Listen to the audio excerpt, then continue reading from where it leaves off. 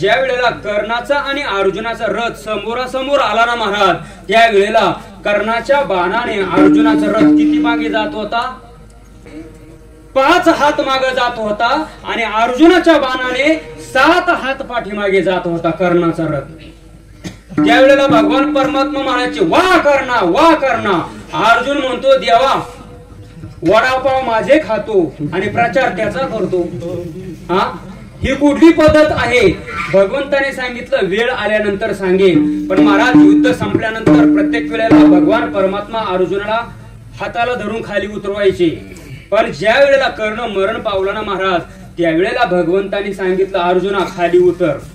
अर्जुन म्हणतो देवा प्रत्येक वेळेला युद्ध संपल्यानंतर दिवस मावळल्यानंतर मला हाताला धरून खाली उतरवत होता आणि आज मात्र मला उतरायला सांगतोय, हा काय प्रकार आहे?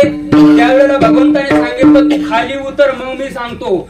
अर्जुन ज्या वेळेला खाली उतरला ना महाराज, त्यावेळेला मात्र भगवंताने उडी मारल्या बरोबर रथाचा काय झाला? स्फोट झाला, जळून गेला। आणि मग त्यावेळेला अर्जुनाने विचारलं भगवंता हा काय प्रकार आहे?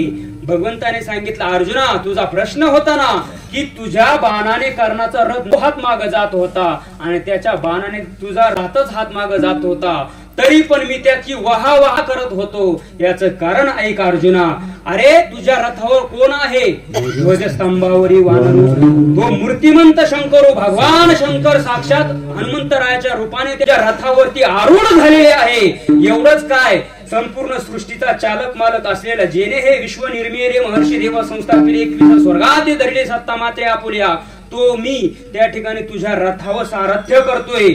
एवढे आम्ही दोघं असताना एवढी पॉवरफुल शक्ती संपूर्ण सृष्टी तुझ्या रथावर भार टाकलेला आहे, तरी पण कर्णाच्या बाणाने तुझा रथ पाठीमागे जावा? मग याच्यामध्ये ताकदवान कोण आहे? कर्ण आहे।